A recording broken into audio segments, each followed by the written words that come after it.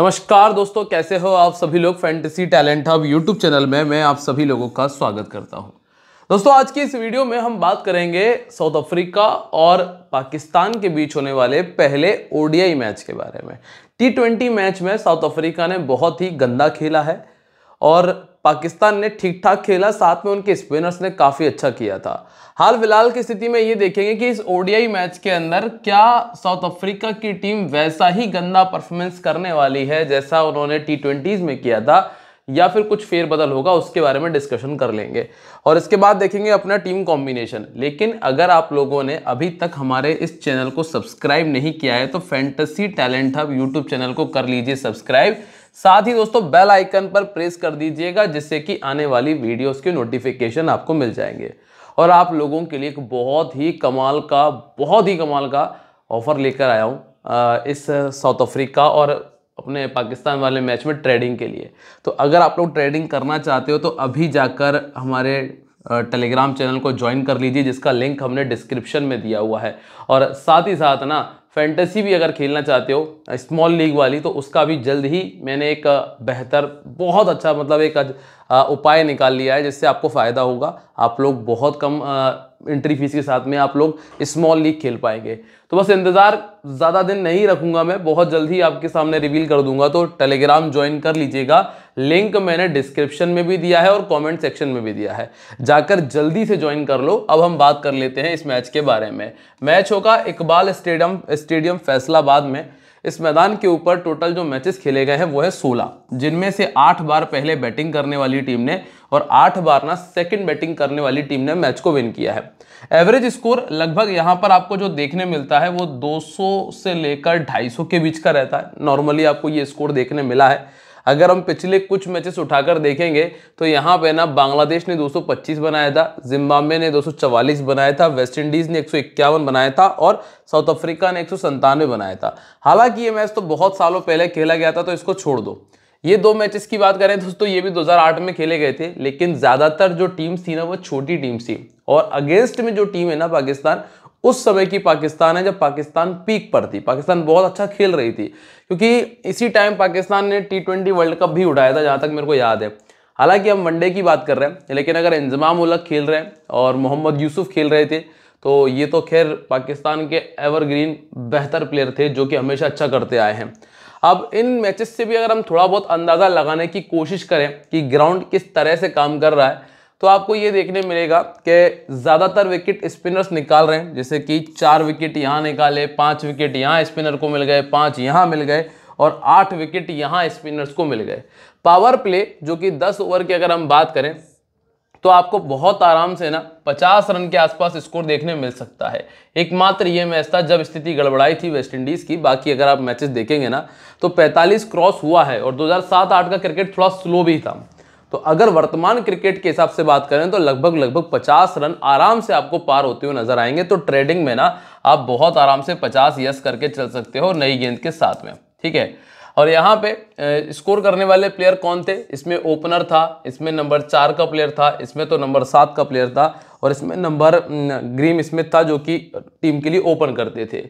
अब यहाँ से अगर हम सेकंड इनिंग की चर्चा करें तो सेकंड इनिंग में स्थिति कुछ इस तरह से काम कर रही थी कि मिडिल ऑर्डर ने बेहतर किया है। 4 नंबर 5 नंबर के प्लेयर ने लगभग सभी मैचेस में स्कोर करके दिया है। तो अगर आप नंबर 4 नंबर 5 के प्लेयर पे थोड़ा सा दिमाग लगाएंगे सेकंड इनिंग में, तो आपको बेहतर परफॉर्मेंस मिल जाएगा, वाइस कैप्टनसी की चॉइस मिल जाएगी। स्पिनर आपको अच्छा कर रहे हैं, स्पिनर ट्राई करना। और सेकेंड इनिंग में हालांकि पावर प्ले में रन थोड़े से कम रहे हैं 2 मैचेस में, लेकिन आपसे इतनी गुजारिश करूंगा कि आप लगभग 45 प्लस आता है आराम से यस कर देना, 50 आता है वहां पर भी कर सकते हो, लेकिन आप 55 आ जाएगा थोड़ा सा रुक जाना। मतलब 50 तक तो आप यस करके चल सकते हो और लगभग आपको एक विकेट पावर प्ले में देखने मिल जाएगा। अब हम अगर सेकेंड इनिंग की बात करें तो दोनों टीमों की हेड टू हेड की बात करें तो लास्ट टाइम ये दोनों टीमें 2025 में आमने सामने हुई थी, जिसमें साउथ अफ्रीका ने 352 बना दिया था और पाकिस्तान ने वो चेस कर लिया। इसमें रिजवान और सलमान अली अगा का स्कोर था। हालांकि सलमान अली अगा से मैं इतने बड़े स्कोर की उम्मीद करता नहीं हूं जितना बड़ा उन्होंने इस मैच में बना दिया था। फकर के 41 थे, शाहीन अफरीदी के 2 विकेट थे जिसमें तेम्बा बमूमा ने 82 किया था, ब्रिज्जिक के 83 थे, क्लासेन का 87 था, व्यान मुल्दर के 2 विकेट थे। मुझे एक बात ये समझ नहीं आई है साउथ अफ्रीका के क्यों टॉप क्लास प्लेयर उनकी टीम में नहीं खेल रहे हैं, जिसमें आप देखेंगे क्लासन जैसा प्लेयर आपको नहीं मिलता है, मिलर आपको बहुत कम देखने मिलते हैं। मतलब जितने भी टॉप क्लास प्लेयर है एक साथ बहुत कम खेले। कभी ऐसा हुआ मिलर खेल रहे हैं तो कभी क्लासन खेल रहे हैं, आज इसमें जैसे कि इसमें क्विंटन डिकॉक खेल रहे हैं तो मार्कराम टीम में नहीं है। मतलब कुल मिलाकर टीम के जो सारे बेस्ट प्लेयर एक साथ अगर आते हैं ना तो आपको कमाल देखने मिलता साउथ अफ्रीका की टीम में। जैसे कि अगर मैं वर्तमान की बात करूं तो एडन मार्कराम टीम में नहीं है, मार्को येंसन टीम में नहीं है, और जहां तक कगिसो रबाडा भी टीम में नहीं है। तो टीम के बहुत सारे मेन प्लेयर नहीं खेल रहे। केशव महाराज पता नहीं कहाँ चले गए, और पता नहीं थर्ड क्लास टीम भेज देते हैं। पाकिस्तान के सामने तो थर्ड क्लास ही मिलती है टीम आपको। पाकिस्तान ने इस मैच में 308 बनाया था, जो कि 2024 का मैच था, जिसमें सैम अयूब ने 16 बनाए दिए था, बाबर आजम के 50 थे, रिजवान का 53 था, सूफियान मुकीम के 4 थे, अफरीदी के 2 विकेट थे। तो दूसरी तरफ क्लासन ने स्कोर किया था, कॉर्विन बॉश के 40 थे, रेसिस बेंडर दसन भी नहीं खेल रहे, रबाडा के 3 विकेट थे और मार्को येंसन के 2 विकेट थे। अब दोनों टीमों की संभावित 11 देखते हैं।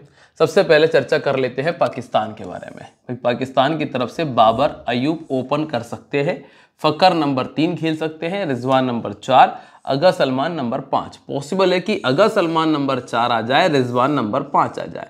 इनका बैटिंग डाउन अभी क्लियर नहीं होने की वजह से भी मैं इनको कैप्टन वाइस कैप्टनसी की चॉइस से थोड़ा सा दूर रखा हुआ है। इसके बाद इनके पास हसन नवाज, मोहम्मद नवाज हैं, फहीम अशरफ, अफरीदी, अबरार और नसीम शाह आपको मिल सकते हैं। नई बॉल के साथ में हमेशा की तरह आपको गेंदबाजी करते हुए शाहीन शाह अफरीदी और नसीम शाह नजर आएंगे। डेथ ओवर में भी आपको शाहीन, फहीम और नसीम नजर आ जाएंगे, और मिडिल ओवर्स में नवाज और अबरार आपको ज्यादातर गेंदबाजी करते हुए मिलेंगे, प्लस सैम अयूब आपको कुछ गेंदबाजी करते हुए दिख जाएंगे। इस मैदान पर इन खिलाड़ियों ने मैच नहीं खेला है, क्योंकि इस मैदान पर आखिरी मैच ही 2008 में खेला गया था और उसके बाद से कोई मैच हुआ नहीं है। इसीलिए पिच रिपोर्ट के लिए आप लोग मेरे साथ में टेलीग्राम पे रहिएगा, वहां मैं आपको जो अपडेट दूंगा उसके हिसाब से आप अपने जीएल के कॉम्बिनेशन को तैयार कर सकते हैं। अब हम बात करें अगर बाबर की, तो दोस्तों वनडे का बेहतर प्लेयर है। बाबर के बारे में वनडे में बात करने की आवश्यकता नहीं है, बाबर आपका कंफर्म प्लेयर है, ठीक है। कैप्टन वाइस कैप्टनसी की चॉइस में भी है।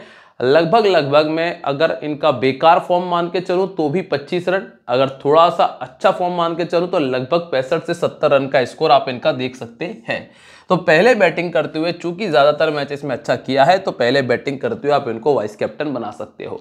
दूसरे नंबर पे सैम अयूब है। सैम अयूब चाहे से 0 पर आउट हो जाए, लेकिन इनसे आपको प्लस पॉइंट मिलता है कि ये बॉलिंग भी करते हैं और बॉलिंग में लगातार टीम को विकेट निकाल कर दे रहे हैं।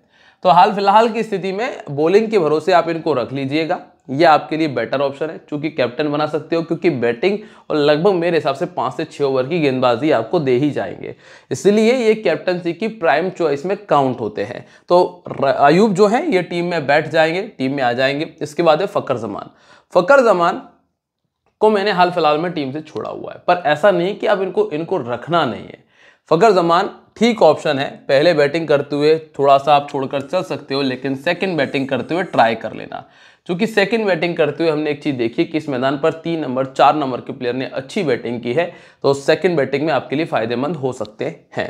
पहले बैटिंग में मैं छोड़ के चल रहा हूं। इनका रिकॉर्ड अगर हम देखते हैं तो साउथ अफ्रीका के सामने 50 का है, और पिछले 1 साल के अंदर इन्होंने भी 50 के एवरेज को मेंटेन किया है। फिर आते हैं रिजवान, जो कि विकेट कीपर बैटर है, ठीक है। ये आपके लिए ऑलमोस्ट हर सिचुएशन में टीम में शामिल रहेंगे।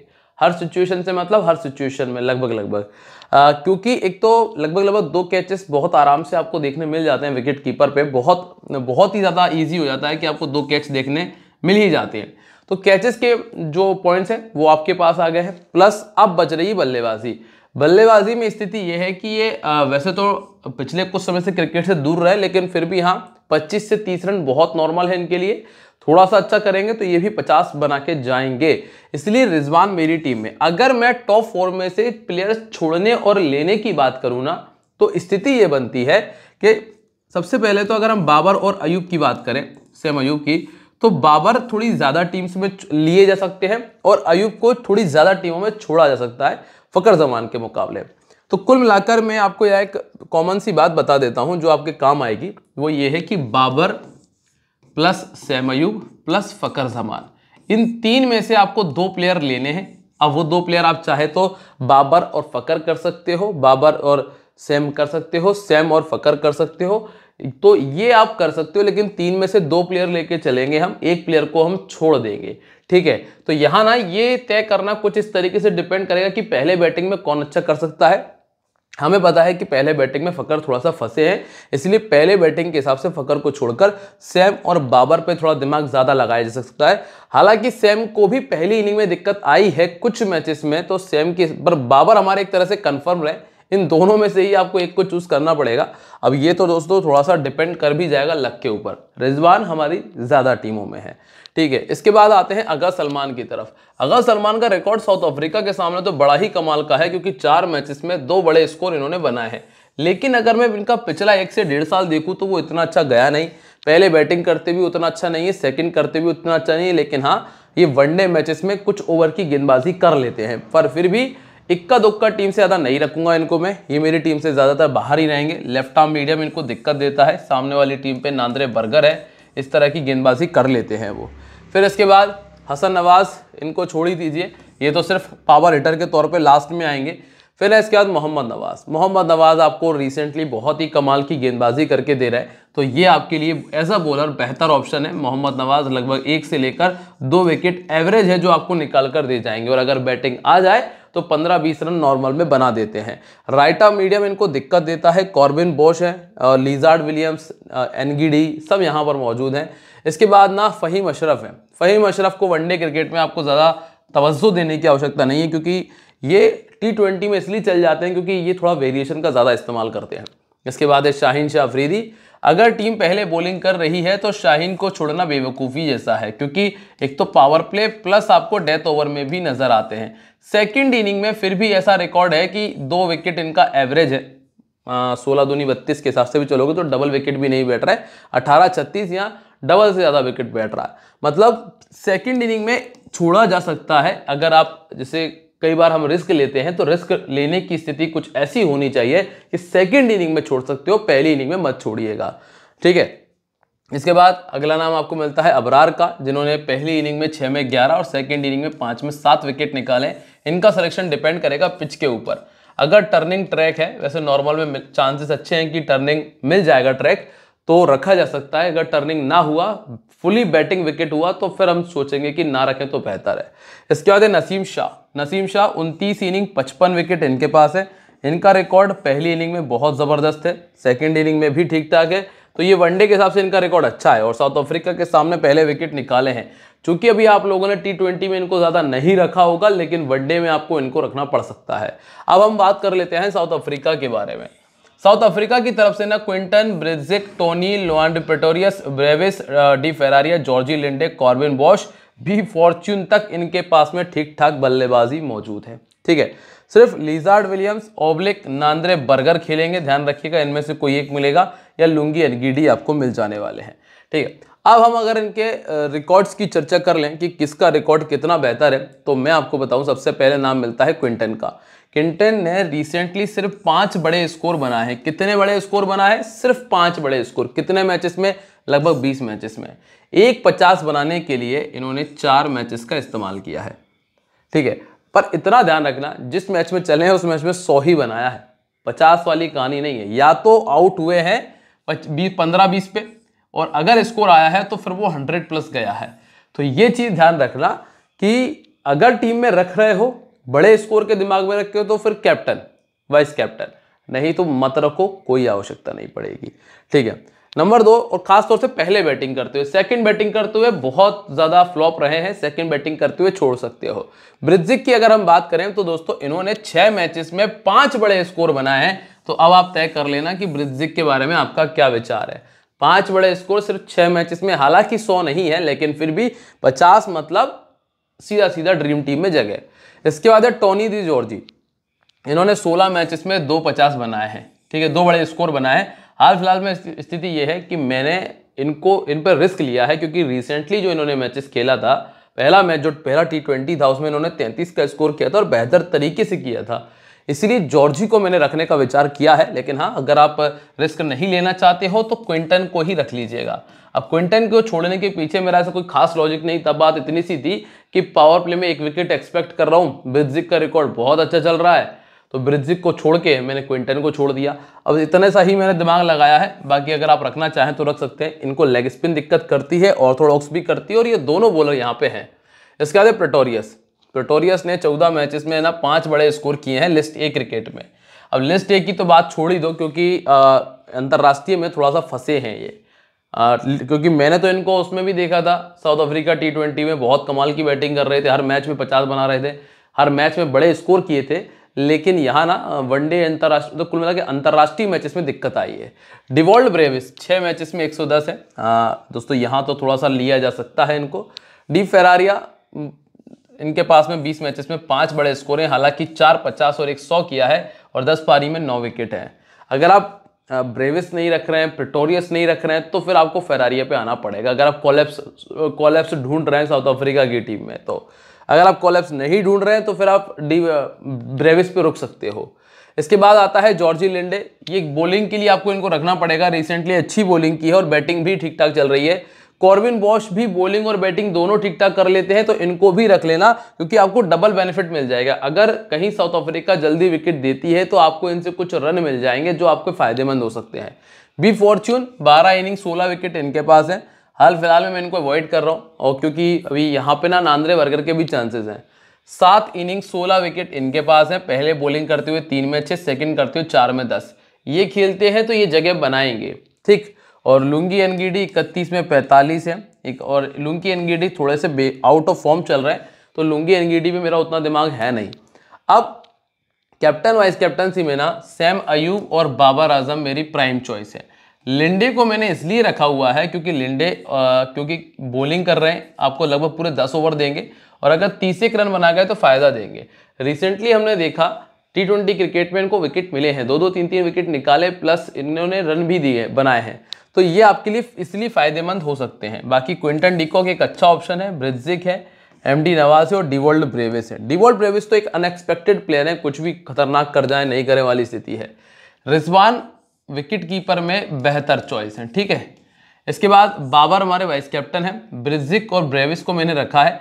टोनी दी जॉर्जी को मैंने क्विंटन डिकॉक के स्थान पे जगह दी है। क्यों दी है ये मैं आपको ऑलरेडी बता चुका हूं, क्योंकि मैं 10 ओवर में 1 विकेट कम से कम मान रहा हूं, और ब्रिज्जिक का रीसेंट फॉर्म इतना अच्छा रहा है कि उनको छोड़ना रिस्क मुझे ज्यादा लग रहा था, इसलिए मैंने क्विंटन को छोड़ने का रिस्क लिया है। लेकिन अगर आप ये नहीं लेना चाहते हैं तो बिल्कुल बाकायदा क्विंटन को रख लीजिएगा, वाइस कैप्टन बना लीजिएगा। फिर आते हैं ब्रेविस की तरफ। अब रही बात ब्रेविस की, तो ब्रेविस मैंने आपको एक और चीज पीछे बताई थी, अगर आप कहीं कॉलैप्स ढूंढ रहे हैं, आपको लग रहा है कि साउथ अफ्रीका जल्दी जल्दी विकेट देगी, तो फिर आप फेरारिया पे आ जाना, ठीक है। अगर आपको लग रहा है कि जल्दी जल्दी विकेट नहीं जाएंगे, नॉर्मल चल रहा है, नॉर्मल क्रिकेट होगा, तो ब्रेविस ठीक है। और इसके अलावा कॉर्बिन बॉश और जॉर्जी लिंडे को बैटिंग प्लस बॉलिंग दोनों के लिए हमने जगह दी है। नवाज को भी, सैम अयूब तो खैर कप्तान रखे, अफरीदी यहाँ इनके स्थान पे आप लिजार्ड विलियम्स कर लेना, ये गलती से पिक हो गया, नांद्रे बर्गर, लिजार्ड विलियम्स को पिक कर लीजिएगा। उम्मीद ये करता हूं कि आपको सब कुछ समझ में आ गया होगा। अगर कहीं थोड़ा भी डाउट लग रहा है, कोई दिक्कत लग रही है, तो कोई दिक्कत नहीं है, टेलीग्राम ज्वाइन करो, वहां पे मैं आपको टीम्स प्रोवाइड कर दूंगा, उनमें से आपको कुछ समझ में आएगा तो वो ट्राई कर लेना, और चैनल को सब्सक्राइब कर लेना। वीडियो अच्छा हो, लाइक शेयर कमेंट तो आप लोगों ने कर ही दिया होगा, नहीं किया है तो इतना भी देरी क्यों है, कर दीजिए। मिलेंगे आप लोगों से अपनी अगली वीडियो में दोस्तों, तब तक के लिए बाय, जय हिंद, जय महाकाल।